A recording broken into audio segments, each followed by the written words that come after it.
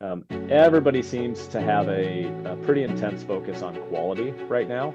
And so they're being more particular. They're saying no to more, opportunities because they really want to focus and double down on their highest quality projects and partners. And that's because, it provides the most certainty for execution. And in a environment where distractions can be, could be extremely costly, if not, cause death for a company. That makes a ton of sense. So we heard that from some of the best players in the market. Are you speeding the energy transition? Here at the Clean Power Hour, our host Tim Montague bring you the best in solar, batteries, and clean technologies every week. Want to go deeper into decarbonization? We do too. We're here to help you understand and command the commercial, residential, and utility solar, wind, and storage industries. So let's get to it. Together we can speed the energy transition. The Clean Power Hour is brought to you by CPS America, maker of North America's #1 three-phase string inverter, with over 8 gigawatts shipped in the U.S. The CPS product lineup includes string inverters ranging from 25 kW to 350 kW. Their flagship inverter, the CPS 350 kW, is designed to work with solar plants ranging from 2 megawatts to 2 gigawatts. CPS is the world's most bankable inverter brand and is America's #1 choice for solar plants, now offering solutions for commercial, utility, ESS, and balance of system requirements. Go to chintpowersystems.com or call 855-584-7168 to find out more. Hey guys, are you a residential solar installer doing light commercial but wanting to scale into large C&I solar? I'm Tim Montague. I've developed over 150 megawatts of commercial solar, and I've solved the problem that you're having. You don't know what tools and technologies you need in order to successfully close 100 kW to megawatt scale projects. I've developed a commercial solar accelerator to help installers exactly like you. Just go to cleanpowerhour.com, click on strategy, and book a call today. It's totally free with no obligation. Thanks for being a listener. I really appreciate you listening to the pod. And I'm Tim Montague. Let's grow solar and storage. Go to Clean Power Hour and click strategy today. Thanks so much. Today we're going to give you a roundup of the Midwest Solar Expo that happened earlier this week. It's June 13th, and we just spent 2.5 days in Chicago at the Midwest Solar Expo with professionals from all over the country geeking out on C&I solar, utility solar, manufacturing, finance, the big, bad, beautiful bill that might destroy our industry temporarily. But there's good news. There's always silver linings. My guest today is Marc Palmer. He is the founder and CEO of Conductor Solar. He's a repeat guest, and I'm so thrilled to have you back, Marc. Welcome. Thanks, Tim. Exciting times that we live in. It is. There's no shortage of excitement, good, bad, ugly. And as we were saying in the pre-show, Marc, the thing that I'm so excited about, honestly, this is completely genuine, is we are at the right place at the right time in a fantastic industry called the solar and battery storage industry. It's also solar, wind, and storage. There's other stuff, right? Wave energy, hydro, nuclear, etc. But the grid is going to go to 50% solar, whether you like it or not, listener. It's going there. It's just a question of how fast it goes there. Unless there's some miracle and we invent affordable fusion, we will eventually invent fusion energy here on Earth. Okay, that's the technology that rains photons down on us. But guess what? It's probably going to be super expensive, as Elon Musk will tell you. So anyway, Marc, introduce yourself again. I'm sure the listeners are familiar, but in case they're not, tell us a little bit about you and what Conductor is. Yeah. Thanks, Tim. My background is in the utility scale financing space, and then that was with Invenergy for a couple of years, and then I've been in the middle market focused on C&I and commercial solar, C&I and community solar financing and M&A for the past 8 or so years now. I launched Conductor Solar which is a platform that connects solar developers and contractors with financing providers. And we do it in a really targeted way. And we do it to help unlock a lot of projects in this market.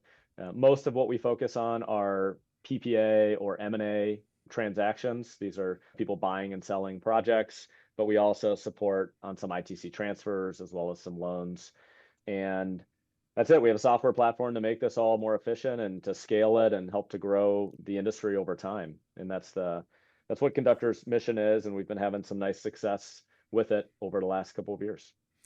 I'm a huge fan of digital marketplaces, right? They just remove friction. They make it easier to make transactions. I almost said conduct transactions, so there's a pun for you. Conductor helps you conduct transactions. It is a connector.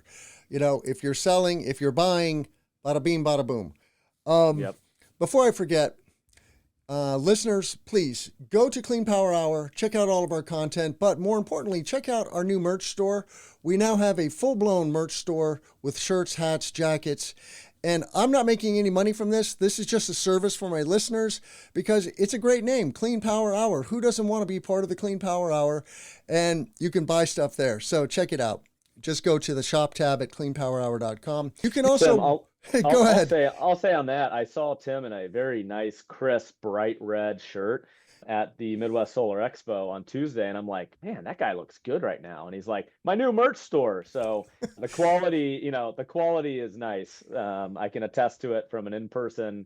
And I maybe even just might have rubbed the shirt sleeve just to make sure it was a nice feeling shirt. It was great. Yeah, this is a Nike polo. Okay, it's got the Nike logo on the sleeve here. Boom.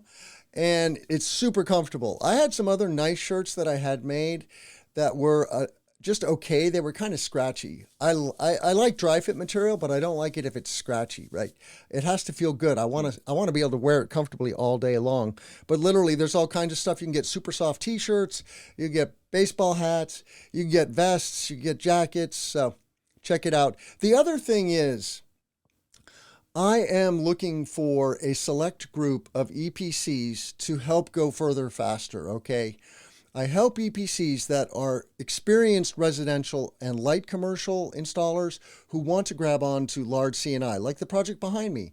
This is a 2 megawatt AC behind the meter solar project at a community college near my house in Champaign, Illinois. They're using trackers, you'll notice. The panels are flat. It was early in the morning. The panels hadn't woken up. Then they point east and they wake up and go to the sun. And then they track the sun east to west all day long. I'm an expert in all the tools and technologies, the technology stack that you need to know. And it's apples and oranges. Resi uses different equipment and different tools than commercial. So reach out to me there. You can book a time with me. You can also connect with me on LinkedIn and book a time on LinkedIn. So do it. Mark, let's talk about the Midwest Solar Expo. It's Friday after the Expo. It's been a great week. We got to see Dean Solon. Well, I got to see Dean Solon talk. He's the founder of Shoals. He exited Shoals, became a billionaire, and is now developing a 5 gigawatt solar panel factory in Nashville, Tennessee. Very interesting technology, very interesting approach. I'll be telling you a little bit about that. But Mark, why is the Expo important for you, and what were some of the takeaways for you? Yeah, the Expo is one of my favorite shows to go to of the year. And I especially like the venue that it was at this year, and they had it there 2 years ago. It's in Lombard, like it's the location, it's not in the center of Chicago. And so people might bemoan that there's not a lot to do, but that's one of the beauties of it is it's a perfect size venue for the 800 or so people that were at that show. I think it's usually 800 to 900 people. And it's a lot of senior people, so it attracts a nice audience. And then everybody just kind of hangs around that venue for the whole 2.5 days. And they're, bouncing between the restaurants and the bars and the sessions and the expo halls. And people are there pretty much from start to finish. So you just get a lot more run-ins and ability to get deeper in conversations. So that was really nice. I love that about the show. And that's true, every year after year. At the Midwest Solar Expo, I think where I spent some time and just kind of was processing is it's really trying to get a pulse on how is everybody dealing with all this uncertainty in terms of what's going to happen with the budget and what's going to happen with the Inflation Reduction Act, and what are people's strategies and how is that evolving? We don't know what's going to shake out with all the stuff in Washington, but It's amazing how much oxygen that sucks up out of the room. Just like the For sure. hedging, the discussions, and even if this bill gets completely gutted and the Inflation Reduction Act doesn't change, like it still is doing like a major disservice to the industry in terms of just how much wasted time and energy it's causing and canceled Right. projects because of it. That was, not anything surprising, but just obviously a theme of the Midwest Solar Expo. And happy to talk if it makes sense, Tim, on a little bit how the developers and IPPs and financing providers are kind of acting and behaving in light of that, if that'd be helpful for the audience. Yeah, and that was certainly very interesting to hear Norm Taff. Okay, I interviewed Norm Taff on stage. He's the head of storage for Yeah. Generac, well known in the fossil backup generator space. Now they own a robust battery for residential, and now they're expanding into CNI. But the thing that Norm impressed upon me about the budget reconciliation bill is that they have over 1,000 SKUs of parts that they're putting into their equipment. And the vast majority of that stuff comes from overseas. They're an American company in Milwaukee, Wisconsin, right? Making generators, making home batteries. They also have inverters now. And yeah, it's a true blue American company, and they build stuff in the United States, but a lot of the parts and pieces come from overseas. And so if you tariff that, it's going to make the cost go up for consumers. That's the crazy thing about the tariff strategy is all as it does is it drives up costs, and it causes them to, as you said, focus on other stuff. Like now they're having to rejigger their manufacturing and try to look for alternative places to get parts and things like that. And it's just not productive, or nearly as productive as let's just go and fulfill the IRA. But I would love to hear, especially I guess on the solar finance side, you moderated a panel on solar finance with some utility developers and some asset owners. How are these folks tackling the turbulence? That's a word that got used a lot. Yeah, I think that so the panel had representatives from Trajectory, Madison, Kendall, and Mars. So a good range of EPCs, developers, and IPPs. And some of the themes, so we talked about financing the future, strategies for CNI and community solar financing and how that's going to evolve. Some of the themes that we talked about and the panelists mentioned on that session were everybody seems to have a pretty intense focus on quality right now. And so they're being more particular. They're saying no to more, opportunities because they really want to focus and double down on their highest quality projects and partners. And that's because, it provides the most certainty for execution. And in a environment where distractions could be extremely costly, if not, cause death for a company, that makes a ton of sense. So we heard that from some of the best players in the market.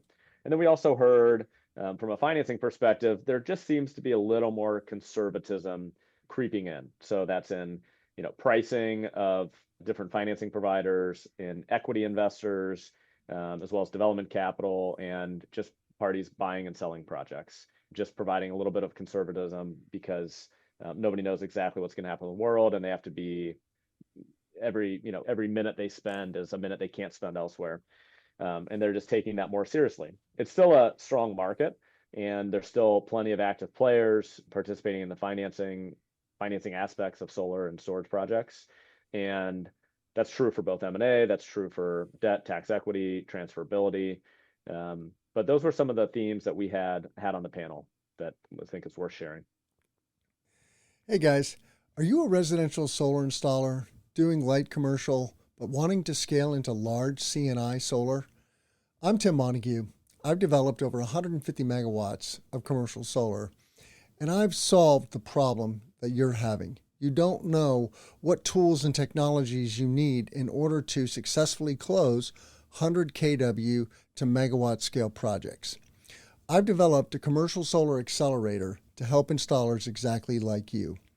Just go to cleanpowerhour.com, click on strategy, and book a call today. It's totally free with no obligation. Thanks for being a listener. I really appreciate you listening to the pod.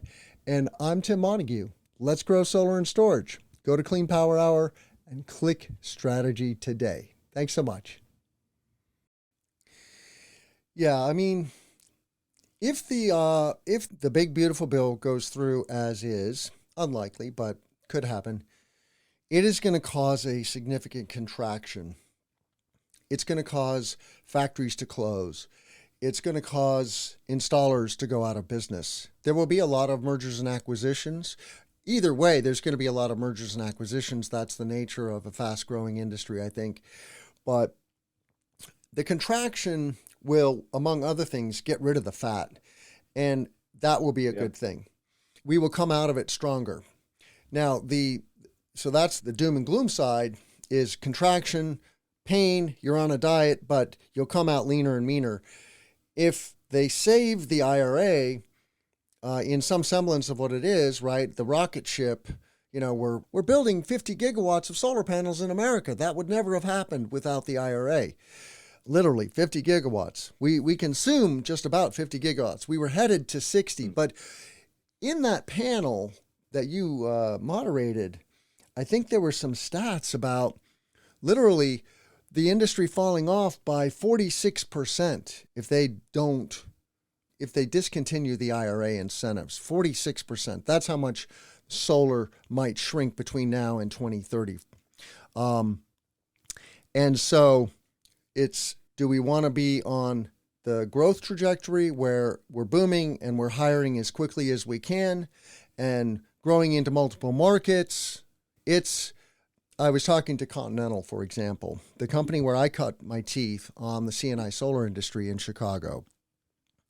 They're now building a portfolio of large rooftop solar and storage projects. There were never portfolios of solar and storage 5 years ago. Okay, there were one-offs. And that's the delta that the IRA and CEJA, the Climate and Equitable Jobs Act, did create a storage incentive in Illinois. So it's a combination. And I guess that's another theme, Mark, that I'd like the listeners to think about is as the federal incentives go down, if they do go down, state incentives are even more important. And so if you're working in good states, double down on those good states like New York, like Massachusetts, like Maryland, maybe Maine, definitely Illinois. Maybe Ohio. Not Maine. No. Maine has Maine disrupted their has program, so many huh? attacks. Yeah, Maine's been a really frustrating market for a lot of people. Boy. Yeah. What about Ohio, your home state? Oh my gosh, Ohio, what a whipsaw. Everybody, it's close and close. I don't know if it'll get over the hump or not. They did just pass some legislation that it's interesting, it's kind of nuanced, but if you can now build behind the meter projects on adjacent parcels and connect behind the meter and still qualify for net metering. That was something that wasn't permitted before. But so a couple of things, Tim, just I think it'd be interesting to talk about kind of maybe in reverse order. In terms of the states, something that I heard, so Massachusetts right now is developing their Smart 3.0 program, and I heard that they're actually, pausing and delaying a little bit and getting the draft regs out because they want to understand what's going to happen in Washington, and they might take a little bit of a stronger stance as a state supporting the industry if the big beautiful bill goes through as is. And so that's an example of a state really stepping up or considering stepping up to help fill the void left from Washington. And I think you're right in terms of doubling down in states, and we hope to see a lot of states really step up for that. And then thinking about what happens if this big beautiful bill goes through as is. It's interesting when I talk to some really smart people in the industry, executives at some of the biggest and best companies in our market. They're still not even putting a greater than 50% chance that this changes in the Senate in terms of what happens to the Inflation Reduction Act. I mean, I know everybody needs to prepare for the worst and hope for the best, but I mean that's a pretty pessimistic view that I see it a lot of the tea leaves, right? And I know when this comes out, it's going to be a little stale, but there's seems to be some momentum in the House. Republicans that wrote a letter saying like, oops, basically, and like some senators who are talking about it. But thinking about like what happens to the industry if it does stay as is, I don't think solar is going anywhere, to your point. I think it's really important. If you think of the fundamentals, that everybody in Washington wants energy independence, and you can't generate new power through other sources outside of really solar and storage until at least 2028 and more likely 2030, 2031 in terms of like when some gas turbines can be delivered. And if you want to get small scale nuclear going, whatever it might be, like there's still a long horizon, and our demand in the country is only going up. And so how are we going to fill that if solar contracts by 46%? I think, there'll be a valley for solar, and I think you're right, there'll be consolidation, but I think then you're going to have utility prices are going to start to go up faster than they would have otherwise. Oh, for And sure. now you're talking about a world that's worse for the general consumer. But Yep. now the solar industry is going to still dominate, and it's not going to have the tax credit to deal with. Like there's a positive world you can look at of like solar really taking off even faster starting in 2028, 2029 as the utility rates rise by 30%, and now you don't have all the complexity of the tax credits and stuff like that. And now solar is even more economical. I think people are paying close to half the price for modules in Europe than they are in the US. So like there's definitely some fat to be trimmed, but it's not the world we want to live in, but looking at, what might happen. And so I don't know. Those are some of the things that we're hearing. We're seeing investors pause on new acquisitions of projects, and we're seeing developers trying to rush to get things through because they're the safe harbor projects. Just a lot of activity that is causing a lot of noise in the industry, and it's already a dynamic market, Tim, but now it's more dynamic than it ever has been before. Yes, for sure. Yeah, that I call it the clash of titans. Okay. Energy demand in the United States is going up because of the explosion of AI on the scene. And we may still be at just here in terms of the AI explosion. Okay. I heard a prediction from an AI expert recently that 2027 is his new date for AGI, for the takeoff. When the computer, okay, right now there are these models. ChatGPT is the one that's in the news a lot. I use Claude a lot. I also use Perplexity a lot. But they're good, they're smart, but they're not smarter than all the humans. But the day is coming when the superintelligence does emerge, and the chatbot is now better than every human on Earth at everything that humans do, right? And that's when there's going to be some form of massive disruption potentially of our economy. And it's totally unpredictable how that plays out. There's good, bad, and ugly scenarios, but it's coming. I didn't think I would see it in my lifetime, but now I do think I will see that in my lifetime. And then so back to the clash though, right? Energy demand is going through the roof. There's electrification of transportation, which is causing a boom in demand also. And our economy globally and in the US is growing, right? So that just means more and more and more. And if you can't buy wind and solar, okay, well, what are you going to buy? And you see, these nuclear contracts in the news, and I'm like, well, that's cool. It is clean, it's carbon free once you build the machine, but building the machine takes a very long time. Look at what happened in Georgia and Vogel. The cost overruns were ginormous, and it took a lot longer to build. You can't build a plant in less than 10 years.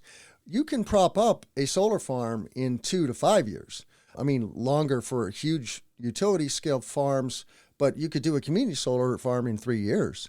And you could do a bunch of those, right? And put them where the power's needed.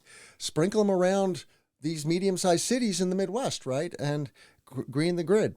Anyway, I don't think it's just nonsensical what destroying the IRA is going to do to our economy. It's nonsensical. It's not good for our economy. It's only good for we're standing up against those green freaks kind of mentality. We're stopping that craziness. I just really, and I think it's starting to get there, but I hope Washington, the decision makers for this stuff, they appreciate that next level of like, so what when they make these changes, if they repeal the IRA, like it's not good for the economy. It's not good for inflation. It's not good for, it's not good for policy, right? I forget who was telling me this, basically like what really encourages investment in a country. It's not like, are they liberal? Are they more, Republican? Is it a democracy? Is it a monarchy? Is it a dictatorship? Like none of that was like the major needle movers. It was just it was policy certainty is what really everybody wants for when making investments in an economy. And I think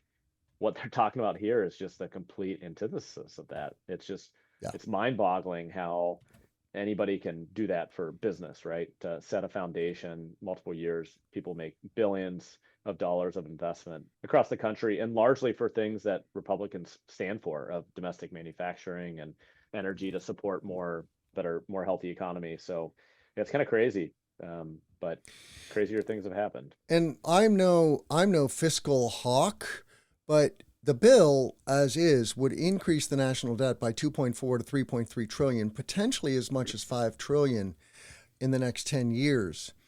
And Tim, that's assuming an interest rate on our debt of like way below where we're actually at.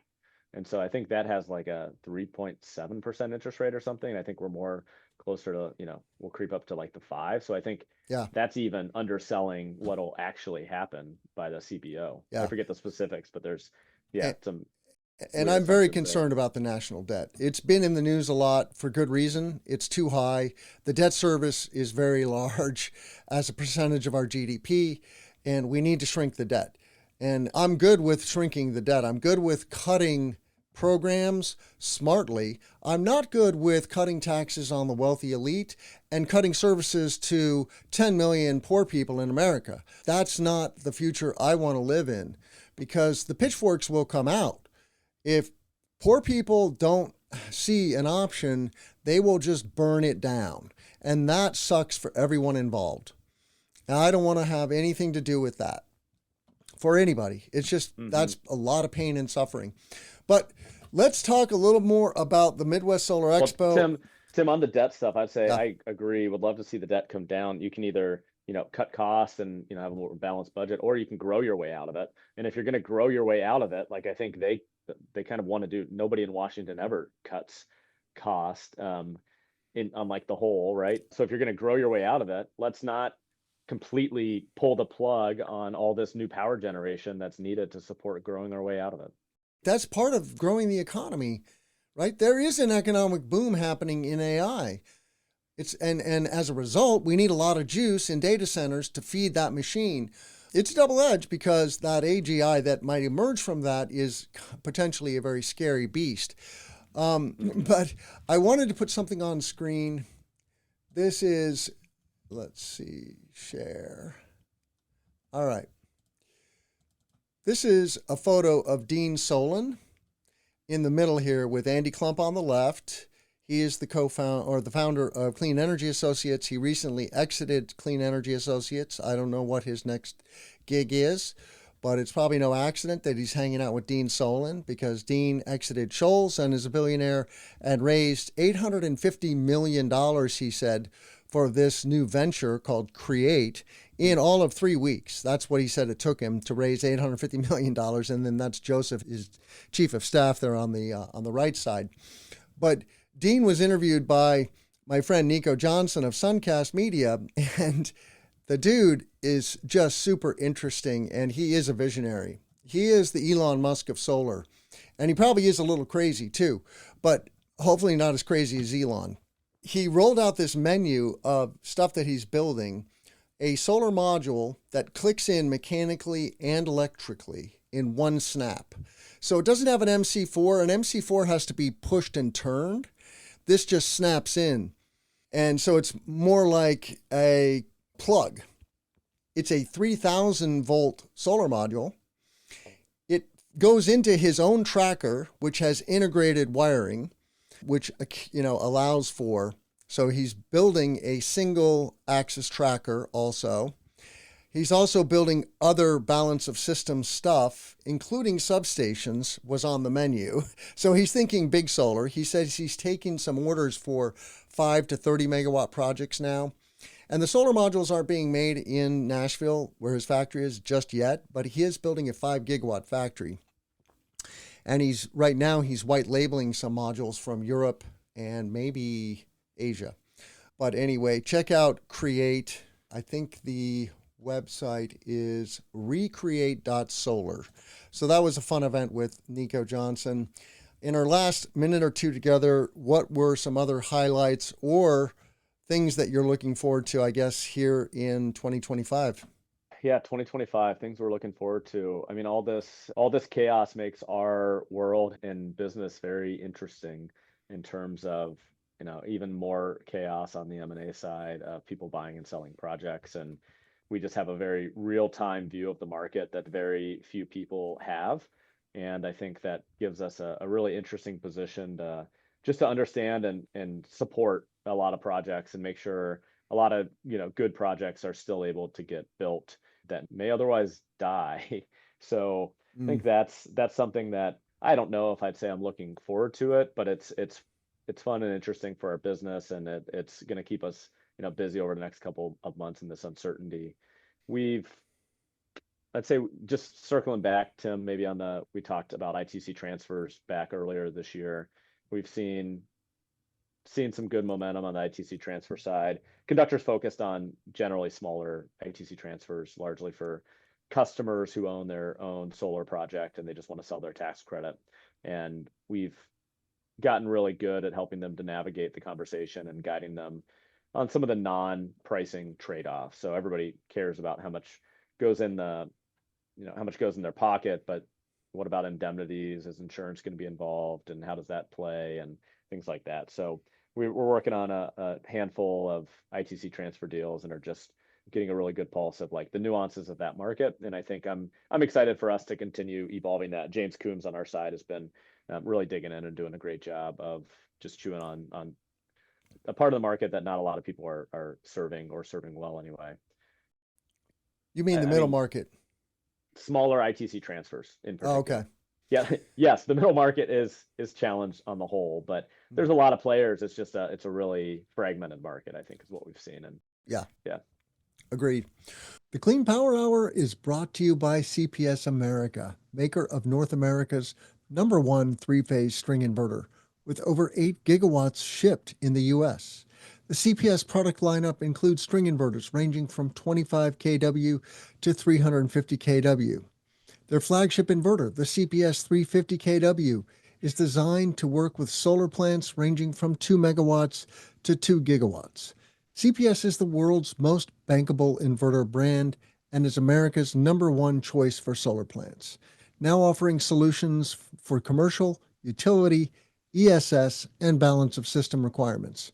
Go to chintpowersystems.com or call 855-584-7168 to find out more.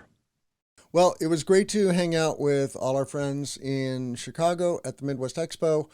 The next event for me is the Solar Farm Summit in August, which is also in Chicago, and then RE Plus Vegas in September. And then RE Plus Midwest, I think, is in December this year, also in Chicago. So there's several Chicago events. Hey, Tim, what's your guidance to listeners about how to do RE Plus Vegas right? Oh, boy. What's the right, like Vegas, RE Plus generally, you could say this applies for wherever it is. Vegas is maybe even a little bit more unique than Anaheim or wherever. So like, how should people do RE Plus Vegas? I try not to get too uptight about these things. I try to be out there, networking, meeting people, both people that I already have a relationship with, and then putting myself in places where I can meet new people, whether that's the trade show floor or the networking events, usually early hours or after hours. Of course, you want to schedule meetings if you can, but don't sweat it. Like, you are going to meet so many cool people if you're just eyes and ears open and being curious. And the serendipitous meetings are the ones that I love the most sometimes, stumbling on a new technology or a new company and connecting the dots and being part of the energy. Like, it is massive. You can't see the entire trade show floor generally because it's so big now. So you have to be somewhat selective about what you see. And like 2 years ago when I had a booth, I didn't see anything. I was locked down doing interviews in a booth. I'm not going to do that this year, although I will be doing interviews in the Chint Power Systems booth. So anyway, I think that you have to be fleet of foot and be where the people are. Don't isolate, don't hang out in your hotel, hang out on the trade show floor. And that's where, like, if you want to meet developers, you have to be on the floor. They're not going to have booths, but they're going to be out there walking around looking for solar panels, racking, EPCs, engineering firms, software platforms. And you need to also be aware of all those things that are out there. And it's just amazing how things can fly under the radar. And then all of a sudden, it's like a thing. Like, I recently learned, Mark, of a design tool platform called Soleska. Have you heard of Soleska? I have, yeah. Yeah, it's a company out of Chicago. They're a young startup, but they're making a great design tool to compete with Helioscope. I'm now a subscriber. And ultimately, they're trying to take on PV-Syst, I think, and doing kind of a more full stack. Like, you're going to be able to produce a plan set from a Soleska design. And that's something that Helioscope never did. Their one lines were never very good. You can do a one line with Soleska. So super excited to make those serendipitous contacts at RE Plus. What about you? RE Plus, yeah, I mean, it's such a massive thing. I think like RE Plus is a conference that you can't, like, you don't want to overextend yourself, but you also don't want to do it completely ad hoc. You want to, like, some conferences you can just assume you're going to run into people and you don't need to plan a lot of meetings. RE Plus, you can't assume you're going to run into anybody specific. You need to keep open about who you run into, but plan some of the conversations you want to have. I always look at the big RE Plus as a way to just press the flesh and be there and shake hands and have a little in-person time to develop some rapport with people that I work with over Zoom and Google Meets and phones all the time. And it's just good to actually connect with them in person. So I try to prioritize a few of those and then just, kind of being around. I'd say the other thing is, like, just get outside a little bit, please. Don't go crazy inside the casino and the trade show floor the whole time. Get some fresh air and make sure you reset yourself, because it can be a little overstimulating for even the most extroverted of us. Right. But I'm excited, and I love listening for the who still calls it SPI, and who wears that as a badge of honor, like they've been in the industry for long enough that they call it SPI. So that's always a fun little I don't know, just aspect of that. Well, I want to give a shout out to a webinar I'm hosting with Helga Biernath and Ian Score. Helga is the founder of Sunstall, a mechanical installer, and the racking company called Sunzon. Sunzon is a vertical racking company for agrivoltaics or any application where a fence row could be useful, like along a highway, along a railroad, along a canal. And then the other sponsor of this event is Sandbox Solar, a well-known solar installer out of Colorado. Ian Score is the CEO there. But we have a great panel discussion on July 15th, Powering Agriculture's Future Agrivoltaic Solutions for a Sustainable Tomorrow, featuring John Langdon, who's a farmer out of Oregon, and Professor Majdi at, I believe, UC Davis. So looking forward to that. And then I have a full calendar. I mean, these are my past webinars here. There's you, Mark. We did one last year with Nick Perugini on solar finance, but I have a full calendar here of most of the events happening in North America. So you see the Midwest Expo, my webinar, Mid-Atlantic, Philadelphia, ACES. Tim, one you're missing in June, there's the community CCSA summit in Denver at the end of June. I think I'll be out at that one. That's the only one. That is a great event too. I went there last year. I don't think I'm going this year, but yeah, that's in a couple weeks. Yeah, it's I think 2 weeks. Yep. So check out cleanpowerhour.com/events and connect with me on LinkedIn. With that, I'll say, how can our listeners find you, Mark? Yeah, you can go to our website, conductor.solar, and you can create an account. You can sign up, play around with our software for free, or download our 2024 M&A report. All of that's for free. You can reach me over email, mark@conductor.solar, or find me on LinkedIn. Awesome. Thanks so much, Mark. It's great to see you. And I'm Tim Montague. Let's grow solar and storage. Take care, Mark. Thanks, Tim. The Clean Power Hour is brought to you by CPS America, maker of North America's #1 three-phase string inverter, with over 8 gigawatts shipped in the U.S. The CPS product lineup includes string inverters ranging from 25 kW to 350 kW. Their flagship inverter, the CPS 350 kW, is designed to work with solar plants ranging from 2 megawatts to 2 gigawatts. CPS is the world's most bankable inverter brand and is America's #1 choice for solar plants, now offering solutions for commercial, utility, ESS, and balance of system requirements. Go to chintpowersystems.com or call 855-584-7168 to find out more.